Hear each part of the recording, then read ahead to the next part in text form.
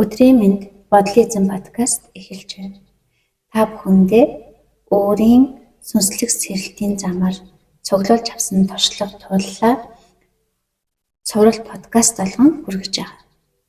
Тэгвэл өнөөдөр сүнсний сэрэлтийн талаар мэдэрч гисэн тэр дотоод мэдрэмжийг барьж аваад түүнийг ойлгодог баг зэрэг түүнийхээ дагуу чиглэгддэг болсон хүмүүст зориулаад яг энэ дотоод оршихуй гэж юу юм түүнийг хэрхэн амьдралдаа бодит болгон энэ ил ертөнцийн амьдрал руугаа уусхан оруулж ирэх үү дотоод ертөнцөө тийм өөрөөр хэлбэл нэг ил ертөнц даалт ертөнц гэдэг нэг хоёр ертөнц байгаатай ил ертөнц нь бол бидний одоо төрсэн цагаас одоо хүртэл туулсан энэ амьдралын туршлага туулал тийм үүнийгээ би гэж ойлгочоод байна.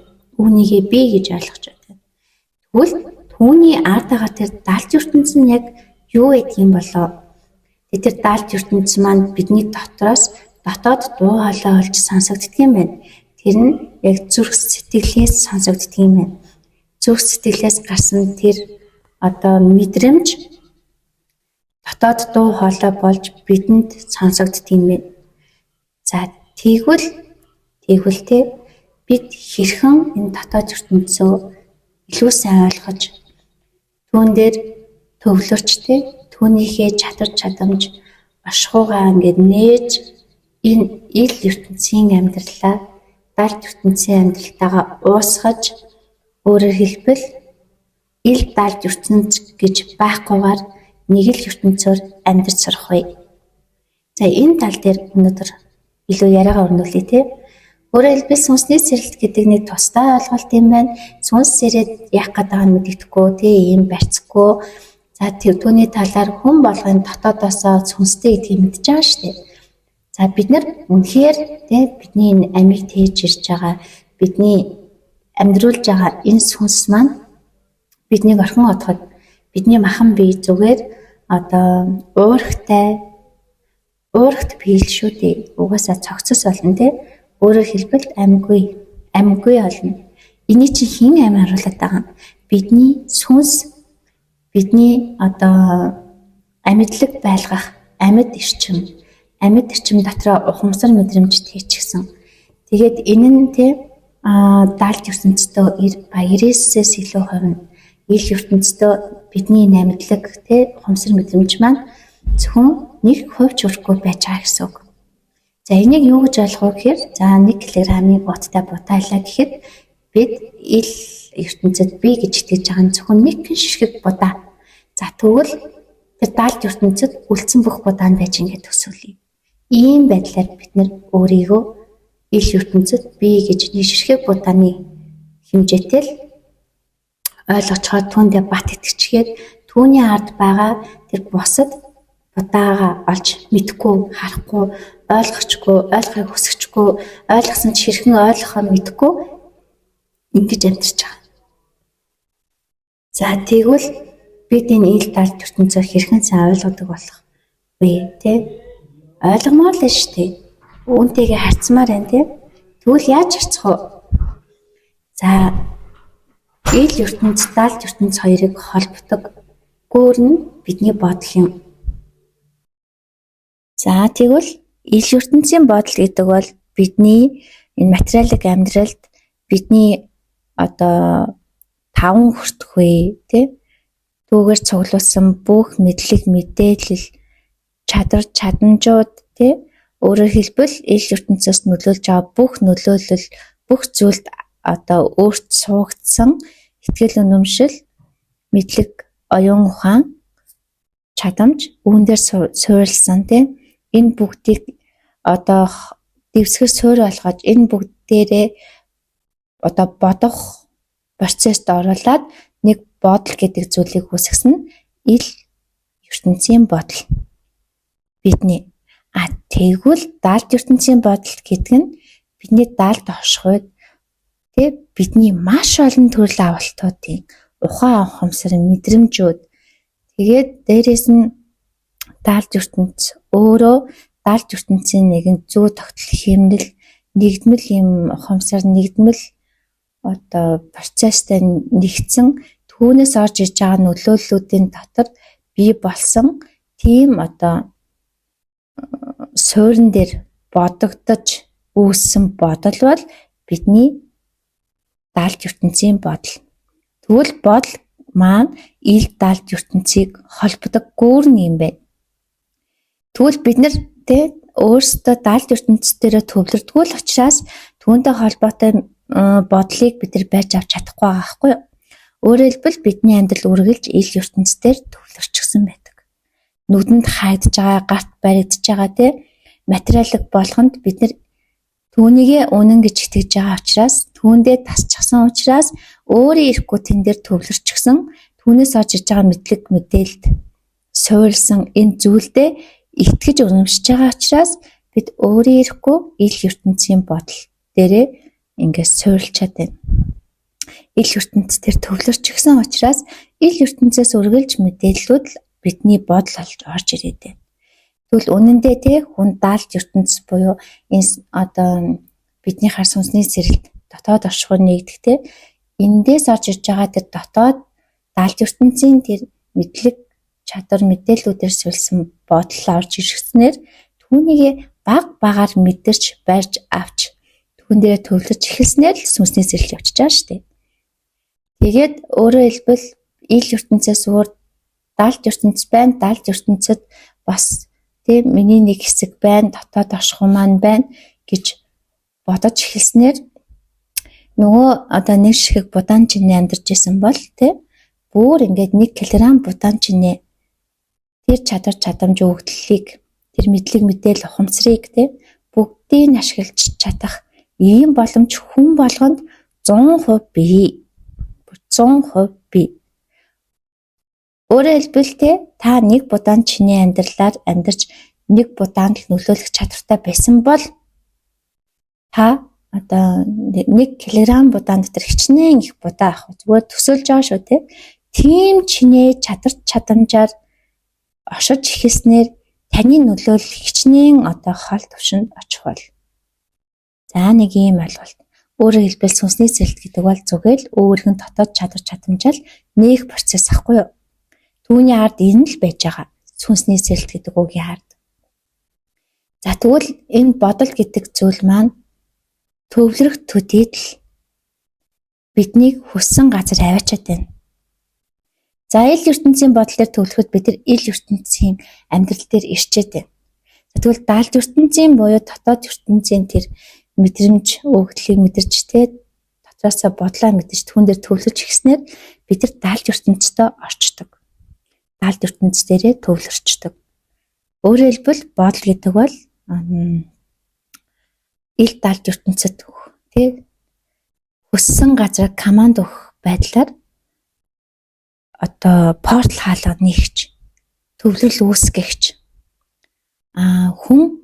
хүн дэлхий дээр төвлөрөхөд хүн дэлхийн чинээ бодож сэтгэж чадна. Тэгээд тэрийгэ тархиараа хийж чадахгүй учраас түүнийг хийхийн тулд хүний дотоод оршихуй өөрөө нээгдэнэ. Яа тэгвэл та дэлхийн чинээ төвлөрчихсөн байна. Тэгвэл дэлхийн чинээ төвлөрч чадах дотоод оршихуй өөрөө аяндаа нээгдэнэ. Та ахуйн хэмжээнд гэр бүлийнхэн төвшөнд төвлөрч тэгвэл таны дотор юу нэгдэх вэ гэхээр тэрний хүрээлэлд дагуул өгдлүүд нээгдэнэ. Өөрөөр хэлбэл бидний энэ төвлөрлийн хүчин их бага дээр одоо толгуурлаж бидний дотоод оршихуй үргэлж тэнтэй адил хэмжээгээр нээгдэж хаагдж идэг бахна. Өөрөөр хэлбэл сэтгэлдээ юуг багтааж чадна. Тэр багтаасан хэмжээний дотоод оршихуй нээгдэнэ. Энэ бол үнэн тийм. За тэгвэл тэр дотоод оршихуй гэдэг зүйл рүү чинь бид угаасаа л үргэлж нээлттэй хаалттай орж хааж явдаг юм биш үү? Тэгвэл тэр дотоод оршихуй буюу одоо хүмүүсийн ганц өөрийгөө олох, өөрийн сүнсний зорилго өгдөл, энэ дэлхий дээр яах гэж ирсэн, ямар орон тав бүглэж, юу хийж бүтээж, ямар хариуцлага өргөх гэж ирсэн гэдгээ хүмүүс сонирхож эхэлдэг. Энийг хэн сонирхож байгаа юм гэхээр дотоод дуу хоолойгоос сонсож эхэлсэн түүний мэдрэмжийг байж авсан хүмүүс сонирхож эхэлж байгаа байхгүй юу? Босод хүмүүс бол зүгээр л энгийн гэр бүлийн хэмжээнд тэгээд нэг өдөр хоногийг өнгөрүүлдэг нэг будаанжины амьдралдаа л байж байгаа гэсэн үг. За тэгвэл төвлөрөл гэдгийг одоо яриа. Өөрөөр хэлбэл бодолд команд өгснөөр команд өгсөн зүйл дээрээ төвлөрдөг юм байна. Тэ? Энэ төвлөрөл гихч зүйл яг юу юм бэ? Бид төвлөрсөн зүйлсээс үргэлж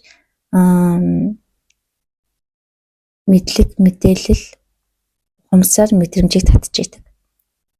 Өөрөөр хэлбэл за их хүнтэй үргэлж үр хөвгтэй зүрх сэтгэлдээ багтаацсан байдаг. Тэд хүүхдэндээ хаанч байсан түүн дээрээ төвлөрсөн байдаг.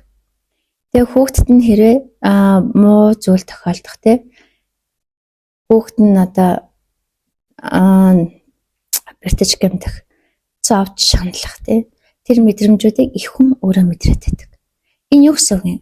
Их хүн үргэлж хүүхдэрээ төвлөрсөн байдаг л гэсэн үг.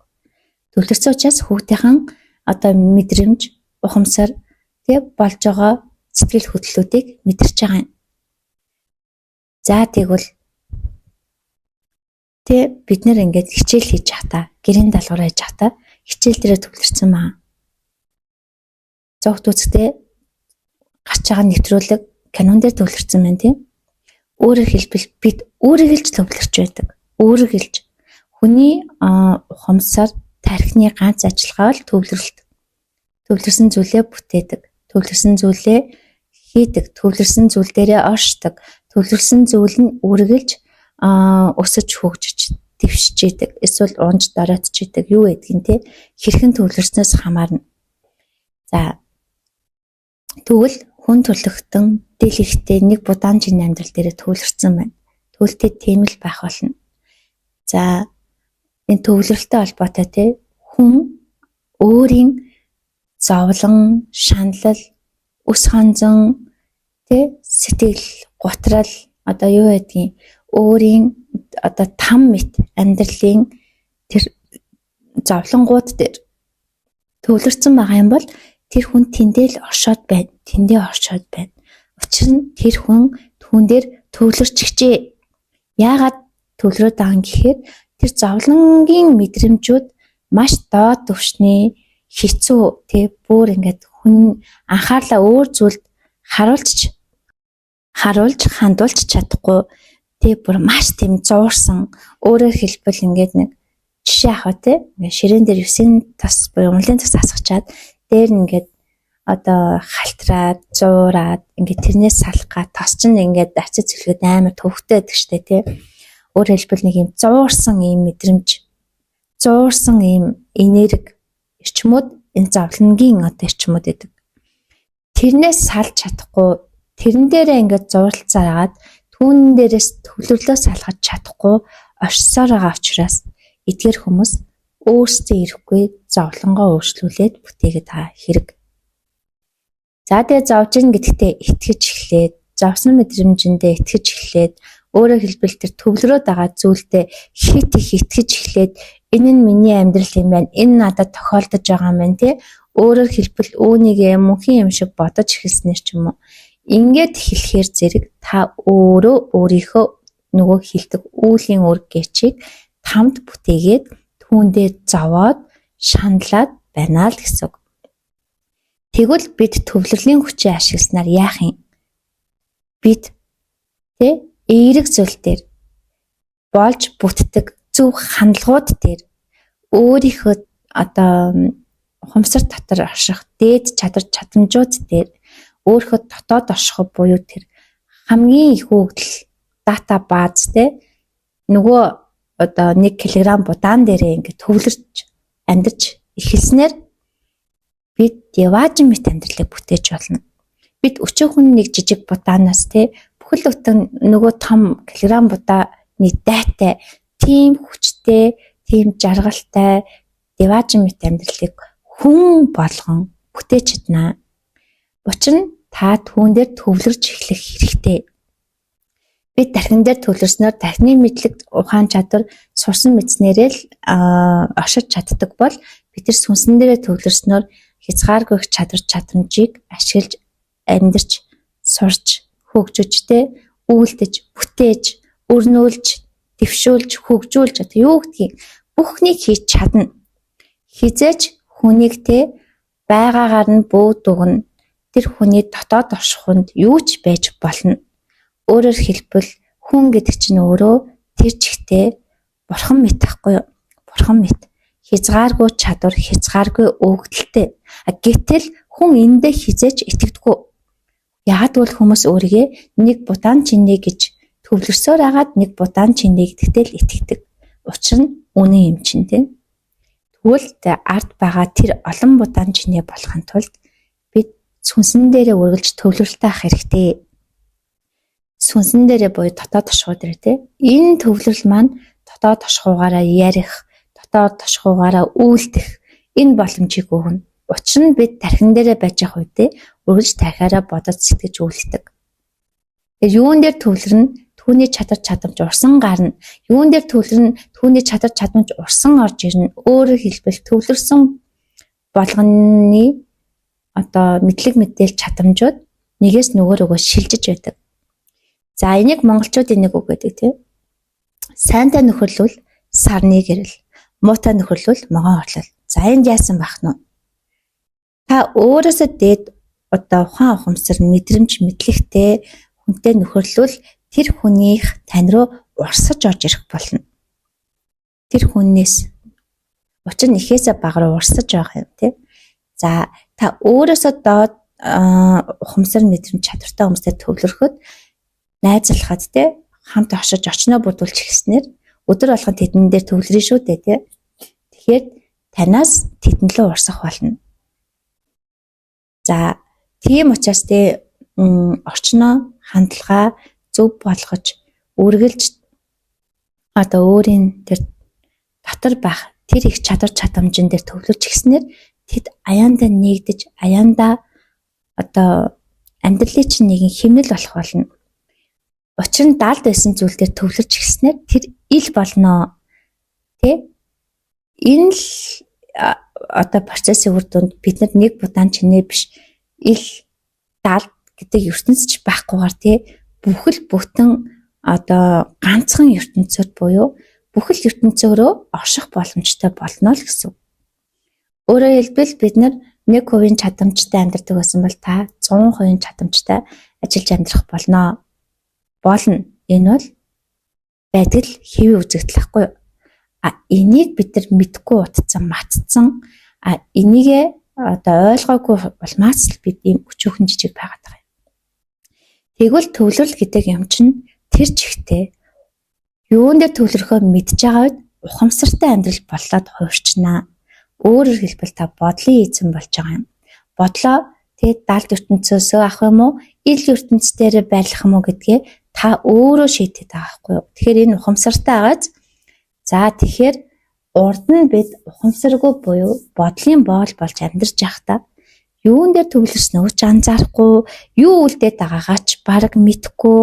Тэгээд нэг амьдралын нэг тойрогт ороод тэрийгэ би гэж итгэснээс болоод яг тэр тойрогтоо хичнээн л бол хичнээн удаанаар эргэлдээд тэгээд тэрийгэ өөрийнхөө тухтай бусаалгаад тэрнээсээ гарахаас айгаад гарахч боломж олохгүйгээр автаад ингээл амьдарч байгаа шүү дээ.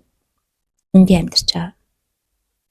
За тэгвэл төвлөрөл гэдэг бол биднийг хүссэн газар маань аваачиж оршуулдаг байна. За зүгээр дурсамжин дээр бас ярив.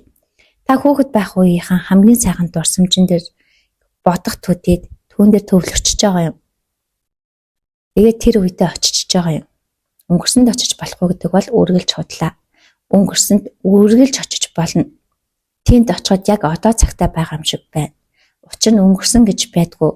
Тэг бүгд одоо цаг дээр байдаг байхгүй юу? Бүгд одоо цаг. Бид өнгөрсөнд итгэдэггүй. Өнгөрсөнд очиж болохгүй гэдэгт итгэдэг учраас бид хизээч өнгөрснөө застдаггүй юм. Тэгвэл үе болно. Өнгөрсөнд хүссэн үедээ очиж болно. Тэнд одоо цаг байдгийг. Тэнд очиод засахад одоо бидний тархиар одоо цагт өөрчлөгддөг байл яах вэ кинон дээр гардаг штэ тий. Өнгөрсөн цаг хугацааны машинаар очиод үйл явдлыг өөрчлөхөд одоо цагтаа ирэхэд тэр өөрчлөгдсөн байдаг. Энэ процессыг бид нар зүгээр л бодлоороо хийчдэг. Бид нар бодлоороо өнгөрсөнд очиод өнгөрсний алдаагаа яг тухайн үед нь дурсамж мэдрэмж бүх үйл процесс яг одоо цагт өрнжидэг штэ. Дурсамжаа санахаар. За жишээ нь би нэг аж аргалтай үеийн дурсамжин дээр очиход за би нэг аав ээжтэйгээ тий. За паркад зарим гэдэг тэгээд паркын тоглоом дээр тоглоод ээж аавтайгаа ингээд бүтэн өдрийг сайхан өнгөрөөж байгаа дурсамж хэлээ гэж бодъё. Тэнд очиход зарим амт нь эцэн одоо хоолны авж байгаа мэдрэмжүүд ээж аавдаа өнсүүлээд хамтдаа ингээд байж байгаа тэр бүх юм тэр агаар нь нар нь салхин тий тэнд болж байгаа тэр халуун хүүтний нүртэл бүгд санагдана. Ээж юм нь харж байгаа аав юм нь ярьж байгаа болгоно надад яг одоо шиг мэдрэгдэнэ. Энэ бол тухайн одоо бидний тархиар бол өнгөрсөн. Гэхдээ зүгээр л тэнд очие гэдэг бодлоор бид нар тэнд очиод одоо цагтаа байж байгаа юм дээр. За тэнд бид засар хийж болно. Тэгвэл одоо тэ тархины хувьд одоо цаг хүрчлэгдэнэ. За тэгвэл бид нар тэ зөвхөн л одоо сайхан дурсамжин дээр очие гэдэг команд өгөгдснөөр л бид нар яасан байх нь. Тэнд очичлоо. Энэ дээр төвлөрчлөө. Тэгэхээр бидний бодол гэрлийн хурдтай бидний бодол тэр чигтээ команд өгөгч. Команд яаж өгөгдөнө? Шууд тэнд очино. Бодохтуудыг. Тэр бодол гэдэг өөрөө ийм хүчтэй байх нь шүү дээ. Тэгээ энийгээ төвлөрлөөрөө зөв удирдаад эхлэхээр бид амьдралаа эзэн болж бүтээж эхэлнэ. За төвлөрлийн тухай бол ийм яриа төрдөө өрнүүлээ. Гэтэл төвлөрөл дээр ярих юм бол асар их зүйл гарч ирдэг. За тэгээ энэ болгоны одоо мэдээллүүдийг тий та бүхэн ингээд бүр илүү судлах, наривчлан ойлгохыг хүсвэл манай сургалтуудад хамрагдаарай. Яг бол яриул маш их зүйл байдаг байхгүй. Зүгээр та бүхэндээ эхний ээлжинд хүн өөрөө бодлын эзэн болохын тулд төвлөрлөө зөв удирд бодол гэдэг зүйл чинь ийм учиртай гэдгийг л ойлгох гэдэг. За тэгвэл бид бодлороо ирээдүйд ч очичдаг. Тархины хувьд ирээдүй тий. Зүгээр л бидний ирээдүйгээд байгаа нь зүгээр л бас одоо цаг байхгүй юу? Ясам нэр сүнсний хувьд. Зөнгөөрөө ирээдүг одоо байгаагаараа бүтээгээд харчиж байгаа юм. Тэгээ тэрийгээ ирээдүй гэж бодно. За тэгвэл та хэрвээ одоо айц давтсан, санаа зовнилд давтсан тий одоо өөрөө та доод давтамжинд тамд амьдарч байгаа бол таны ирээдүйд там шиг л харагдах болно. Учир нь та тамийн үр дүнг өөрийг суулгаад өөрийг нь одоо өсгөж хөгжүүлээд түүн дээр амьдраад байгаа учраас. За тэгэхээр бид бүгд тий ирээдүгөө зүгээр л харж идэг байх нь шүү дээ. За ингээд хэлвэл бас нэг сонирн мэдрэмж авах байх. За тэгвэл төвлөрлөө одоо төр орхи. Одоо итгэлийн тухай ярив. Тэр итгэл гэдэг бол яг юу гэсэн үг вэ? Бид нар нэг будаан чиний амьдарч байхдаа үргэлж юм болгоныг өнгөцхөн ойлгож ухдаг. Ухахгүй өнгөцхөн ойлгодог. Жишээ нь итгэл гэдээ ярихад хүмүүс энийг тий зүгээр энэ дэлхий дээр төрсэн мэдлэгээс л хайх болно. Итгэл гэдэг зүйл ямар гүн гүнзгий утгатай та нар олж мэдээд гайхдаг. За энийг яаж олж мэдэх вэ гэхээр нөгөө одоо 1 кг будаан чиний төвлөрлөө үүсгэхэд л тэн дотор итгэлтэй холбоотой мэдээлүүд урсан гарч ирдэг. Өөрөөр хэлбэл дотоод оршихуй дээр төвлөрчөө тий. Итгэлийн тухай мэдээллийг дотоод оршихуйгаас авъя гэдэг команд өчгöd бидний амьдралд итгэлтэй холбоотой мэдээллүүдийг нүдээр харуулж, бодлоор бодуулж тий бусдын үдлээс таниулж, өөрөөр хэлбэл итгэлтэй холбоотой бүх зүйлийг бүх хүртгөө мэдрэхүүгээр маань ил ертөнцөөс харуулж, далд ертөнцөөс шивнэх болно. За тэгэхээр итгэл гэдэг зүйл өөрөө асар их бүтээх хүч. Итгэл гэдэг бол бүгдийг гэрэлтүүлэх чадвар. Өөрөөр хэлбэл хүн өөрөө өөртөө итгэх итгэл нь бага үед хүний бүтээх чадвар маш бага. Яагтвэл тэр хүн итгэл нь сул, бага. Тийм учраас тэр хүн тиймийг л бүтээн. За энийг зүгээр жишээ болгоод яриа тийм. За төвлөрлөө там дээр төвлөрүүлсэн бод зовлон дээрээ төвлөрүүлсэн. Зовлонгоо бүтээгээд зовлонгоо мэдрээд байж байгаа хүн түүндээ итгэж эхэлснээр түүнийгээ улам хүчтэй болгочтой. Өөрөөр хэлбэл би зовх ёстой. Миний амьдрал угаасаа ийм, амьдрал гэдэг угаасаа зовлон жаргал ээлжилдэг. Гэтэ зовсны эцэст жаргах баха. Гэтэ та өөрөө зовлон дээр төвлөрчихсөн байна. Тэгэхээр жоох хэсэг хугацааны жаргал мэдэрсэн ч та дахиад зовх болно. За өөрөөр хэлбэл итгэл гэдэг бол тэр чигтээ үүлийн өөрийн хэлхээс юм. Таны удмын өвгдээцүүд юунд итгэдгийг, танд ямар итгэл өглүүлсийн та тэр итгэлийг өргөжлүүлээд өөрийнхөө нэмж сурсан мэдсэн зүйлээр баяжуулаад түүндээ итгээд тэгээл түүнийг өргөжлүүлдэг. Тэгвэл үүлийн үрээс мултрах арга бол зөвхөн итгэлээ өөр зүйл дээр төвлөрүүлээд түүндээ итгэж эхлэх байхгүй.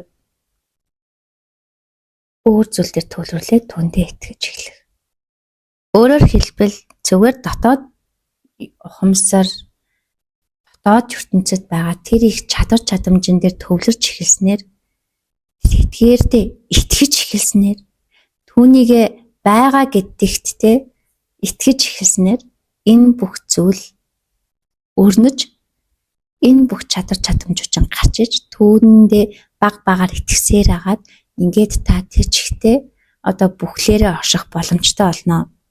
Ил далд гэхгүй шууд нийлүүлээ бүхлээр орших боломжтой болно. Тэр өөрөөр хэлбэл бид нар далд ертөнцид орж болохгүй, дотоод руугаа нэвтэрч чадахгүй гэдэг итгэл үнэмшилтэй байл та хизээж тийшээ орохгүй. За дотоод руугаа нэвтэрсэн мөртлөөсөө дотоод оршихуудаа итгэхгүй байгаад байвал та тийшээ явж чадахгүй. Өөрөөр хэлбэл итгэл гэдэг чинь яг ингээд гэрэл наашиг итгэлтэй бол та дотоод оршихуугаа наашиг гэрэлтүүлж хагаад тэн дотроо бүх зүйлийг бүрэн ил ертөнц рүүгээ юулах боломжтой. Тэр бүгдийг нь чадвар чадамжууд өгөгдлүүд юу гэдгийг.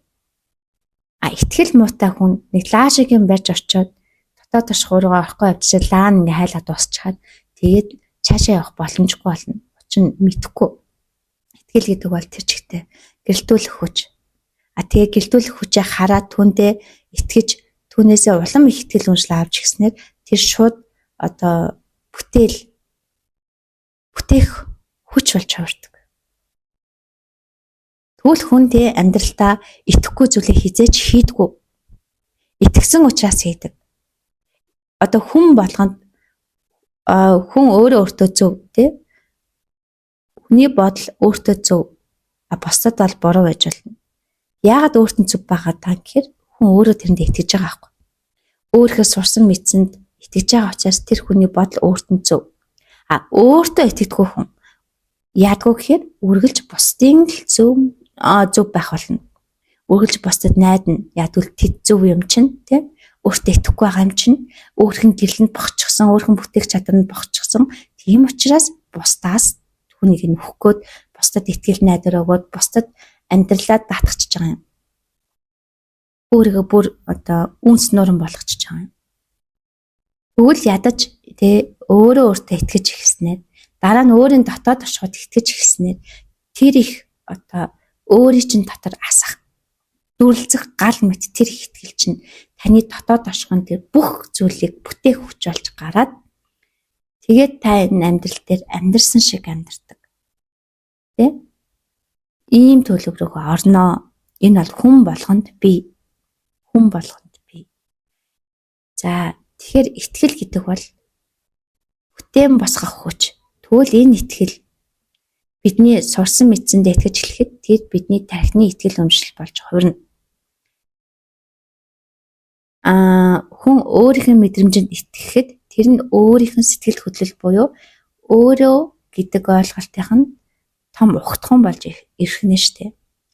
би ийм хүн гэж суугаад өөрийгөө дүгнж байгаа л та өөрийгөө тийм гэж л итгэчихсэн гэсэн.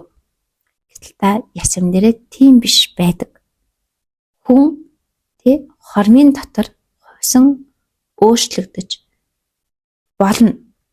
Үргэлж тийм байсаар ирсэн. Гэтэл хүн өөрийгөө би нэг ийм хүн гэж итгэж эхэлснээр өөрийгөө тийм болгоод төгсчихж байгаа юм. Бүтээчихж байгаа юм. Тэгэхээр бидний тархины итгэл үнэмшил, зүрхний сэтгэлийн тэр өвдөлттэй зовлонтой мэдрэмжүүд, зовлонгийн мэдрэмжүүд эдгээр чинь юу бүтээгээд байгаа юм? Бидний амьдралын хайрцгийг, бидний амьдралын жижиг тойргийг нэг будаан чиний мэдрэмжийг бүтээгээд байгаа хгүй. Тэр энэ амьдралаас авсан мэдрэмж болгонондоо 100% битгий итгээ. Энэ амьдралаас авсан мэдлэг ухамсар оюун болгондоо 100% битгий итгээ. Тэгвэл та нэг будаан чиний байх болно. Өөрөөр хэлбэл та босод бүх зүйлийг хүлээн зөвшөөрч сурснаар дотоод ашгуугаа хүлээн зөвшөөрөд түүнийг гаргаж эхэлснээр өөр тэр будаан чиний байгаагаа ойлгоод бүр их том болохоо хүлээн зөвшөөрч эхэлснээр өөрөөр хэлбэл таны амьдрал юу хүлээн зөвшөөрөөд юуг үл хүлээн зөвшөөрөд байгаа. Эний цаг дээр л байдаг. Хүлээн зөвшөөрсөн бүхэн таны амьдрал руу юулэгдэн орох болно. Хүлээн зөвшөөрөөгүй бүхэн нэг та хайрцагч хаах болно. За өөрөөр хэлбэл зүгээр бидний амьдрал дээр үргэлж тохиолддог шүү дээ. Хүн шинэлэг зүйлд дургүй байдаг. Түүнийг хүлээн зөвшөөрөхгүй байгаа хэлбэр нь тэр хүн өсөж хөгждөгөө. Яг байгаас өмнө байсан л хадгалаад байдаг. Тэгвэл шинэлэг зүйлд дуртай, өсөж хөгжих дуртай, хуучин сэтгэлээ нэг хэм маягт баятахыг хүсдэггүй хүмүүс үргэлж хөгжиж дэвшээд байгаа. Үргэлж томроод байгаа. Энэ нь юу гэсэн үг вэ гэхээр тэр хүмүүс хүлээн зөвшөөрөлтөөр дараагийн зүйлээ амьдрал руугаа урсгаж оруулаад байгаа юм. Тэгэхээр тэр хүмүүс үргэлж хөгжил дэвшилтэй урсгал ус мэт байна. Хүлээн зөвшөөрөлгүй хүмүүс яг тогтмол өмгөрсөн ус мэт. Тэгээ тэр амьдралаараа насан туршдаа амьдрна гэд бодохоор энэ бүр хэцүү Өөрөөр хэлбэл та будаан чинийгээ хүлээн зөвшөөрснөөр та өсөж хөгжих замаа нээгж байгаа нь тэр. Учир нь хүн будаан чиний гэдгийг ч ойлгохгүй өөрийгөө түндээ яс хайрцаглаж чадсан шүү дээ. Хин нэг амьдралдаа хүлээн зөвшөөрж оруулснаар түүнтэй харилцаа холбоо үүсдэг. Түүний хүлээн зөвшөөрөхгүй байснаар түүнд хаалт үүсгээд тэр таны амьдралд орж ирэхгүй. Өөрөөр хэлбэл та зовлон хүлээн зөвшөөрснөөр зовлонгийн тойрогт эргэлдэх болно. Та өөрийгөө өсөж хөгжих, жаргах деважин мэт амьдралаар амьдрах хэрэгтэй гэдгийг хүлээн зөвшөөрж эхэлснээр та түүнийг хүртэх болно. Өөрөөр хэлбэл та юу хүлээн зөвшөөрч түүнийг оруулж юуг зөвшөөрөхгүй байна. Түүнээсээ өөрийгөө хязгаарлаж байна. Хязгаарлалт бол үргэлж хайрцаг таныг баглаж байгаа хүч. Өөрөөр хэлбэл хэн илүү хүлээн зөвшөөрөлтэй байна? Хэн илүү итгэлээ удирдах чадж байна? Хэн илүү төвлөрлийн хүчээ ашиглаад байна? Тэр хүн бодлын эзэн. Тэр хүн өөрөө хийзэн. Тэр хүн дотоод тошгон эзэн. Ил далд ертөнцид бодлоо удирдах сурснаар л хүссэн газраа хүссэн төлөвтөө очиж болно. За тэгээд энэ бүхнийг үйлдэхэд ганцхан тусалдаг зүйл бол ажиглах, санамсар, сэрэмсэр Өөрөөр хэлбэл би юу бодож байна? Өөрийгөө ухамсарын түвшинд ажиглах нь шүү дээ. Ухамсарын түвшинд өөрийгөө ажиглана. Ингэж чадж байгаа хүмүүс ажиглагч хүмүүс л өөрийгөө яагаад байгаагаа анзаардаг. Ажиглахгүй байгаа хүмүүс тэр чигтээ автдаг. Авталт гэдэг бол тэр чигтээ сэтгэл хөдлөлтөд захирагдах. Ажиглах гэдэг бол тэр чигтээ ухамсараараа өөрийгөө бүх түвшинд харах чадвар шүү.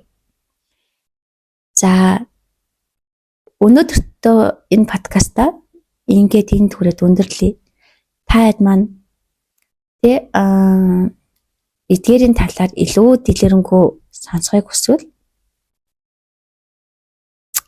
одоо подкастыг маань маш сайн шеэрлж түгээж өгөөрэй. Тэгээ YouTube дээр тавигдсан бол түүн дээр сэтгэлээ сайхан бичээрэй. Бодлын эзэн дээр тавигдсан бол бас сэтгэл сайн бичээрэй. Тэгээ бас цаашдаа ямар подкаст сэдвээ яаж сонгоё. За ямар тач манай бодлын эзэн пэйж хуудаснаас ерөнхийдөө арт түмнээ сэргээх өөрөөр хэлбэл томор оршиж сурахад нь туслах ийм үйл явдал өрнүүлж байгаа. Тэгэхээр энэтэй холбоотойгоор 7 өдрийн хагас бүтэнсэн өдрүүдэд бид нэр энэ төвлөрлийн тал дээр бодлын эзэн болгох 2 өдрийн бясалгал зарлж байгаа. Тэгээ энэ үеэрээ хүмүүсийг дотоод оршихуйтай нь холбож байгаа. За энэ үнгүү болж байгаа. Тэгэхээр та бүхэн зориод ирээрэй. За өшөө манай бас анхан оны сургалтууд, гүнзгийрсэн шатны сургалтууд явагддаг. Үүнтэй холбоотой мэдээлэл авахыг хүсвэл бас хувь чат бичээрэй. Бодлын эзэн лөө. За тэгээд бас энэ талаар сургалт авах хүсэлтэй хүмүүс бас лекц, семинарууд орж болно. Өөрөөр хэлбэл бидний үйл ажиллагааг цааш нь хэр сайн түгэх болно. Бид тэр хэмжээгээр л одоо монголчуудынхаа сэтгэхүйг өөрчилж, хайрцагнаас нь гаргаж өөрсдийнх нь дотоод оршихуй буй тэр чадвар чадамжийг эзэмшүүлж эхэлснээр монголчууд маань дэлхийд хүчтэй болно. За баяр таа.